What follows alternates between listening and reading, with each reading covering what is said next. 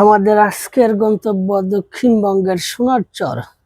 সোনার মতো দেখতে সুন্দর অসাধারণ সেই সোনারচর। সোনারচর কিভাবে যাব? বাংলাদেশের যে কোনো প্রান্ত থেকে আপনি চলে যাবেন সদরঘাট লঞ্চ টার্মিনাল। নির্দেশিকা অনুসারে আপনি সেই প্লাটুন নাম্বার এবং লঞ্চে চলে যাবেন। আমরা এখন যাব নির্দেশনা অনুযায়ী সেই 13 এবং 14 নম্বর প্লাটুনে। আর যাব হলো লঞ্চ রেডসন 5, রেডসন 5-এ আমরা চলে যাব সেই সোনারচরের উদ্দেশ্যে। সর মুমতাজ ঢাকা থেকে 6টা 45 মিনিটে ছাড়বে এই সর মুমতাজ যাওয়ার যে লঞ্চটি রেডসন 5। অর্থাৎ প্রতিদিন একটি লঞ্চ ছাড়ে বিকাল টাইমে সন্ধ্যার আজানের পরে সর মুমতাজের উদ্দেশ্যে। যে লঞ্চটি ছাড়বে সেই লঞ্চে আপনি উঠে যাবেন। সর মুমতাজ যাওয়ার সিঙ্গেল কেবিন 1000 থেকে 1300 টাকা ভাড়া, ডাবল কেবিন অর্থাৎ 2 জনের 4 জনের ফ্যামিলি কেবিন 2000 থেকে 2400 টাকা। আর আপনার টিকিট মূল্য প্রায় 630 টাকা। তো আমরা এখন সেই রেডসন 5-এ আমরা চলে যাব সর মুমতাজ। সর মুমতাজ থেকে আমরা যাব সেই সোনারচরে। এই যে আমরা এখন 14 নম্বর প্লাটুন থেকে আমরা এখন লঞ্চে উঠে যাব। লঞ্চে উঠে গেছি আমরা। লঞ্চে উঠে সেই সর মুমতাজের উদ্দেশ্যে লঞ্চটি ছেড়েছে। সকাল হয়ে গেছে, প্রায় 9টা 30 থেকে 10টার মধ্যে আমরা পৌঁছে যাব সর মুমতাজ। এই যে আমরা সর মুমতাজ চলে আসছি। সোনারচর যাওয়ার উদ্দেশ্যে আমরা এই সর মুমতাজ, এখান থেকে আমরা সোনারচর যাব। আমাদের এই লঞ্চটি ঢাকা থেকে 6টা 45 মিনিট বিকালে ছাড়ছে আর সকাল 10টায় এই সর মুমতাজ পৌঁছেছে। আমরা এই সর মুমতাজ নামবো। নেওয়ার পর চা নাস্তা করে আমরা আবার সেই ট্রলারে চলে যাব সেই সোনারচরের উদ্দেশ্যে। এই যে আমরা এখন ট্রলারে উঠবো। এই যে ট্রলারে ওঠার জন্য আমরা রেডি হয়ে গেছি, ট্রলারে উঠে গেছি অলরেডি। আমরা সেই সোনারচরের উদ্দেশ্যে রওনা দিয়েছি। দুই পাশে এই ডালপাল গাছ অর্থাৎ বনাঞ্চল, আর এই মাঝখান দিয়ে আমরা যাব সেই সোনারচরের উদ্দেশ্যে। এই যে আমাদের সেই ট্রলারটি অলরেডি সেই খাল, সোনারচরে যাওয়ার জন্য যে খাল, সেই খালের ভিতর দিয়ে চলছে। তবে এখানে সুন্দরবন যারা গেছে তারা একটু বুঝতে পারবো, দুই সাইডে সেই বনাঞ্চল আর মাঝখান দিয়ে আপনি যাচ্ছেন সোনারচরের উদ্দেশ্যে। সেই অপরূপ সৌন্দর্য, অপরূপ সেই পরিবেশ, প্রাকৃতিক যে পরিবেশ, সেই প্রাকৃতিক পরিবেশের মধ্য দিয়ে আমরা যাচ্ছি সোনারচরের উদ্দেশ্যে। এর আগে যখন সুন্দরবন গেছিলাম ঠিক সেই রকম একটা পরিবেশ, ঠিক আমরাও সেই সোনারচরে যাচ্ছি। যে দুই পাশে গাছ আর এই খালের এই মাঝখান দিয়ে আমরা যাচ্ছি সোনারচরের উদ্দেশ্যে। এটি হচ্ছে বিট কর্মকর্তার কার্যালয়, অর্থাৎ সোনারচরে একটা বন কর্মকর্তার, বন অধিদপ্তরের যে একটা অফিস, সেটা এই অফিস। এই ডান পাশে আমরা এই ডান পাশে অফিস রেখে বাম দিকে চলে যাচ্ছি সেই সোনারচরের উদ্দেশ্যে। আমরা এই যে প্রায় সোনারচর, ওই যে সামনে সোনারচরের যে ঘাট, যেখান থেকে আমরা সোনারচর সেই বনাঞ্চলের ভিতরে ঢুকবো, অর্থাৎ চরের ভিতরে ঢুকবো, সেই ঘাটে আমরা প্রায় পৌঁছে গেছি। এই যে সোনারচরের সামনেই ঘাট। ইতিমধ্যে আমরা সেই সুন্দর প্রাকৃতিক পরিবেশ, আর ওই সামনেই দেখতে পাচ্ছেন ওইটা হলো আপনার সেই চর থেকে সেই বঙ্গোপসাগরের ওই পাশটা দেখাই যায়, আর এই ডান পাশের এই সোনারচর যাওয়ার যে রাস্তা বা ঘাট সেটাই দেখা যাচ্ছে। তো আমরা সোনারচরের উদ্দেশ্যে যে রওনা দিছিলাম সেই কাঙ্ক্ষিত লক্ষ্যে প্রায় পৌঁছে গেছি। ওই যে দেখেন সামনে আমাদের একটি ট্রলার আসছে, অর্থাৎ আমাদের আগে আরো কিছু লোকজন বা পর্যটক আসছে, যার কারণে ওই ট্রলারটি দেখা যাচ্ছে। হয়তো ওনারা আরো আগে আসছে এখানে দেখার জন্য। এই যে ওনারা অবশ্যই এখানে খাওয়া দাওয়ার একটা ব্যবস্থা, অর্থাৎ রান্নার একটা ব্যবস্থা মনে হয় এখানে করতেছে। এই যে দেখতেই পাচ্ছেন, এই যে এখানে ক্যাম্পিং করাটা রিস্ক, ক্যাম্পিং এর জন্য এই সোনারচর উপযুক্ত না। এই যে ভাটি, অর্থাৎ কাদা লেগে গেছে, অর্থাৎ এখন জোয়ারের টাইম নেই, এখন ভাটির টাইম, যার কারণে এই যে দেখেন পানি একদম নিচে চলে যাচ্ছে। তা আমরা যখন নামবো এখানে কাদা পেরিয়ে আমাকে যাইতে হবে। তো আমরা সবাই সেই কাদা পেরিয়ে সোনারচরের যে রাস্তা সেটা দিয়ে হাঁটা শুরু করলাম। অপরূপ সৌন্দর্যের সেই সোনারচর। তো গাইড আইব ভাই আমাদের দিক নির্দেশনা দিয়েছে সোনারচরের দিকে, অর্থাৎ এই যে রাস্তা, এই রাস্তা দিয়ে আমরা সে সামনে যাব, সামনে দেখব সোনারচরের সেই অপরূপ সৌন্দর্য। আছে মহিষ আছে, বন মহিষ আছে, চর আছে, সামনে আরো আছে অরণ্য, গহীন অরণ্য, ভয়ঙ্কর অরণ্য আছে। তো আমরা সব মিলিয়ে এখন এই সামনের দিকে এগিয়ে যাব, সোনারচরের সৌন্দর্য দেখার উদ্দেশ্যে। কি কারণে সেই সোনারচর দিছে, দেখতে সোনার মতো না হলেও আপনি চর দিছে সোনারচর। স্বর্ণ যদি থাকতো নয় আমরা বুঝতে পারতাম যে এখানে স্বর্ণ আছে বা খনিজ সম্পদ আছে, যার কারণে এর নাম দিছে সোনারচর।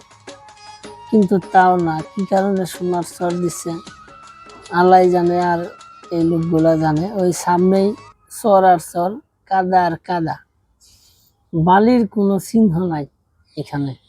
এই যে দেখেন সামনে শুধু কেদা আর কেদা, আর ওই পাশটা হলো মহিষের পাল, বন মহিষের পাল। তো আমাদের গাইড ভাই বলতেছে যে এইখানে গেলে আপনি শুধু কাদা আর কাদা পাইবেন, সামনের বন মহিষ এখানে পালিত মহিষ না, আপনাকে দৌড়ে আসতে পারে। তো আমরা গাইড ভাইয়ের আয়ুব ভাইয়ের সে দিক নির্দেশনায় সামনে এগিয়ে যাচ্ছি। এখানে আমরা বললাম যে না, আমরা কাদা আর পারাবো না ভাই, আমরা সামনের দিকে যে গহীন অরণ্য সেটা আমাদের দেখান, আমরা সামনের দিকে যাব। তো এই যে গাইড ভাই আসছে, বলতেছে চলেন তাহলে আমরা সেই গহীন অরণ্য, অর্থাৎ যেদিকে গহীন অরণ্য আসে সোনারচরের গাছপালা ডালপালা, সে ভিতরে আমরা যাব। এই যে এই ট্রেল ধরে, অর্থাৎ এই রাস্তা দিয়ে আমরা সেই সামনের দিকে এগোতে থাকলাম। গাইড ভাই সামনে আমাদেরকে যাওয়ার জন্য বলতেছে যে সামনে চলেন, সামনে গহীন অরণ্য। তবে এখানে এই যে গাছ, সবুজ অরণ্য আছে, সামনে এগিয়ে যান, এগিয়ে গেলে তো ভালোই লাগবে। এই যে আমরা এখন সেই গাইড ভাইয়ের পিছনে যাওয়া শুরু করলাম গহীন অরণ্য দেখার জন্য। এই যে সমত, তবে এই যে গহীন অরণ্য যাওয়ার ক্ষেত্রে আপনার ছোট ছোট কাটা থাকবে, ডালপালা কাটা। তো আমরা খালি পায়ে চলে আসছিলাম, কারণ হলো আমাদের ওই যে পানি ভাটা চলে গেছে, তো স্যান্ডেল নিয়ে এখানে আসা যাচ্ছিল না, তো আমরা খালি পায়ে চলে আসছি। তো আপনারা যারা যাবেন এই গহীন অরণ্যে গাছপালা দেখার জন্য, তো অবশ্যই আপনারা এই স্যান্ডেল নিয়ে যাবেন, কারণ ওই ভিতরে ভিতরে আছে এই ছোট ছোট এই কাঁটা গাছ, ওই যে ডাইল বাইঙ্গা পরে নিচে গেছে, খালি পায়ে হাঁটতে পারবেন না। এই ভুলেও আপনারা এই স্যান্ডেল ছাড়া যায় না, অবশ্যই স্যান্ডেল নিয়ে এই গহীন অরণ্য যাবেন। এই যে এই পাশটা দিয়ে যে মহিষের পাল আর কাদার বালি, কার বালি নাই, শুধু কাদা আর কাদা, এদিকে যাওয়ার দরকার নাই। আমরা এখন সোনারচরের সেই গহীন অরণ্যে ঢুকতেছি। এই যে গহীন অরণ্য যাব, দেখি গহীন অরণ্যে কি আছে, গাইড আমাদের কি দেখায়, সেই জন্যই আমরা সেই গহীন অরণ্যে যাওয়ার জন্য প্রস্তুতি নিয়েছি। তবে এই যে সুন্দর সুন্দর গাছ, সুন্দর পরিবেশের ভিতর দিয়ে, অসাধারণ পরিবেশের ভিতর দিয়ে যাচ্ছি। এইখানে আবার কাদা নাই, এইখানে পুরো বালি বালি আর এই যে গাছপালার পাতা, সুন্দর পরিবেশ। আবার একটু ভিতরে গেলে এই যে কাঁটা, ছোট ছোট কাঁটা। তাই যারা যাবেন এই ভিতরে, যে এখানে ক্যাম্পিং করতে পারবেন, কিন্তু রিস্ক আছে, কেউ ক্যাম্পিং করে না। ওই যে বন্য হাতির আক্রমণ থাকতে পারে, আর ছোট ছোট পোকামাকড়ের আক্রমণ বেশি। তো এখানে ক্যাম্পিং করাটা 100% রিস্ক আছে। খুব ক্যাম্পিং যে করে তার কোনো এই নমুনা এখানে নাই। তো আপনারা যারা যাবেন, এই দেখতে যাবেন, ক্যাম্পিং করতে যাবেন না, আমার অনুরোধ বা আমার পরামর্শ থাকবে।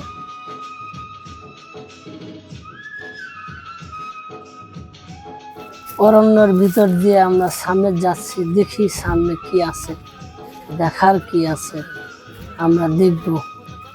চলেন আপনাদেরও দেখানোর চেষ্টা করি।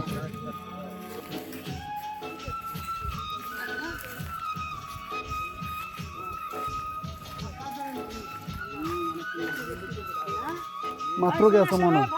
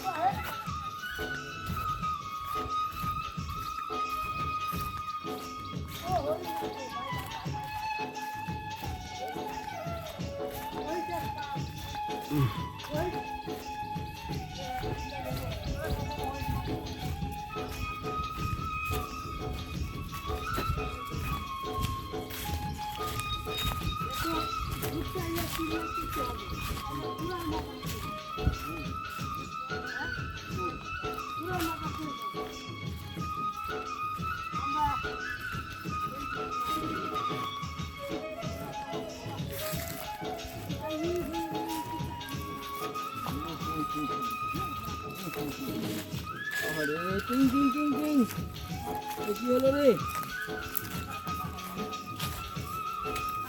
ওই সাপ সাপ সাপ সাপ, এই না কে সাপ? আমরা কই সাবধান, আমরা কোন সাপ? হ্যাঁ কি হইলো ভাই? সাবধান সাবধান। বাবা কারা?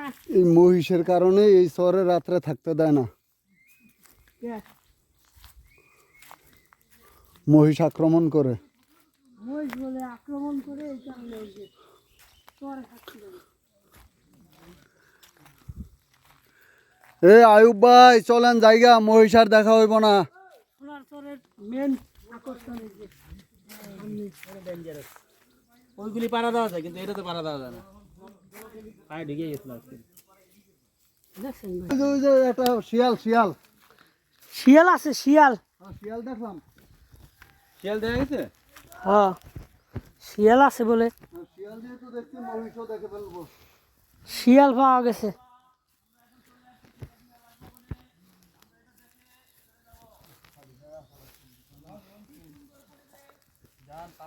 এই যে দেখছেন সোনারচর, সোনা দানায় ভরপুর।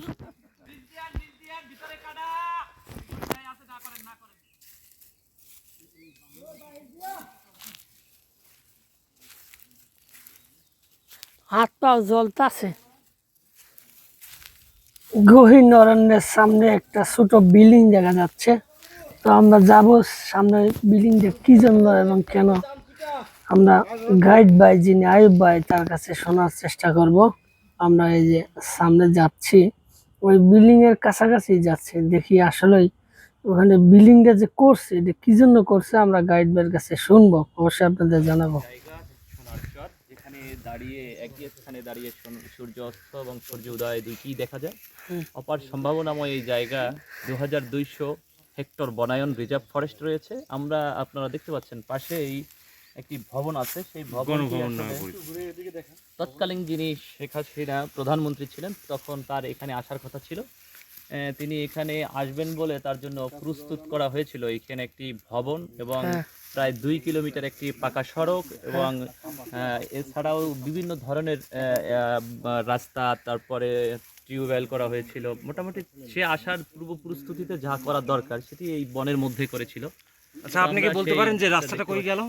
আসলে রাস্তাটা এখন হারিয়ে গেছে, এই ভেঙে গেছে নদীর ভিতরে, সাগরে নিয়ে গেছে, নদীর গর্ভে চলে গেছে। এই বনে অসংখ্য বুনো মহিষ রয়েছে, তারপর হরিণ রয়েছে, বিভিন্ন ধরনের পাখপাখালি। এবং এই যে হাঁটছি আমরা, দেখেন এখানে মানুষের পদচারণা আছে এরকম কিন্তু মনে হচ্ছে না। আপনি দেখছেন যে না, কোনো পদচারণা নাই কোনো রকমই, কিন্তু আমরা আরো গহীনে গেলে আরো ভয়ঙ্কর কিছু দেখতে পাবো। আমরা এখান থেকেই আসলে ফিরতে চাচ্ছি, ভয়ঙ্কর কিছু দেখতে যাচ্ছি না আর কি, নাকি? আর আমরা ভয়ঙ্কর কিছু না দেখি আমরা এখন ফিরে যাব সেই চরমুন্দা।